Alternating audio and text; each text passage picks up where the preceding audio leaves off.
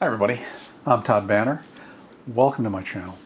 Well, I actually have recorded this video a couple of times and then slept on it, and so I've kind of been able to collect my thoughts on this. So, evidently, Tony Northrup, who, nothing to take, really good photographer, done a really good job building his channel. But evidently, he just recently said that street photography should end. And Dee Rosa, who is a young photographer that I follow on YouTube, has a really good video about this. And I'll link to that in the description. But among other things that Tony said is he said, everything's been documented, so there's no need for any further documentation, which... speaking of sleeping on things, I find it's always wise to sleep on things that you're about to say in a public forum. But obviously, not everything has happened yet, so there's a continued need to document what's going on in the world, because lots of things are going on in the world.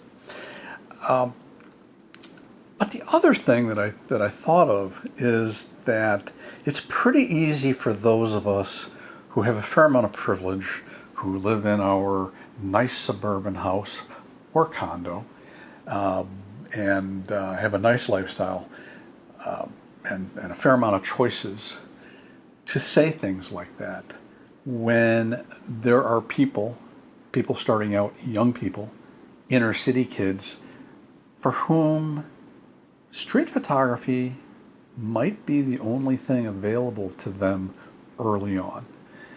Yeah, I know some people who have gotten into photography, have come from less fortunate backgrounds, have gone on to become very successful photographers.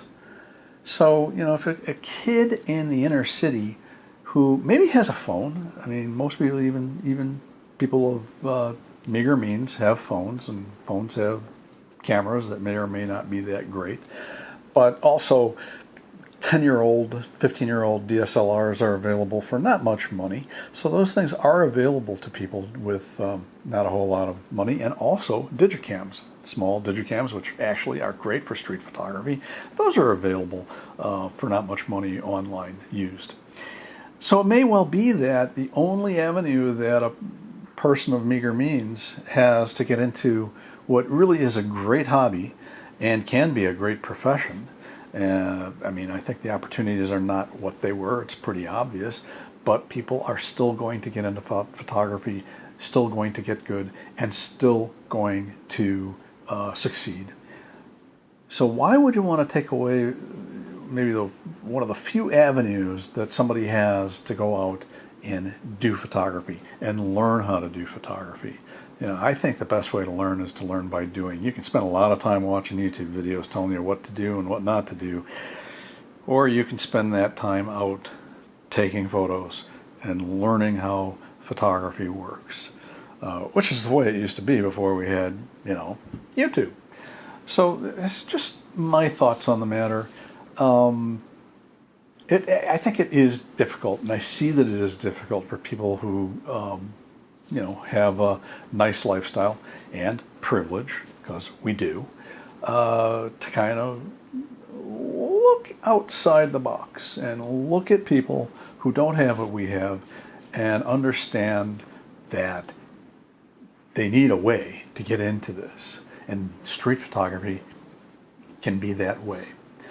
So, again, I'll put the link to Dee Rosa's video in the description. He goes into it in much more detail than I am, but it just kind of struck me as really kind of obtuse to say something like that, because we never know when the next Gordon Parks or whomever, whatever street photography you like, is where they're going to come from, what kind of background they have. And so I think it's just, street photography is still an important genre, and we need to support it. Those are my thoughts. Any thoughts of your own on this? Pop them in the comments below. If you found this useful or liked it, please hit that like button. That's a big help to me. Working on a few more videos, so hopefully I'll have those up, one in particular shortly.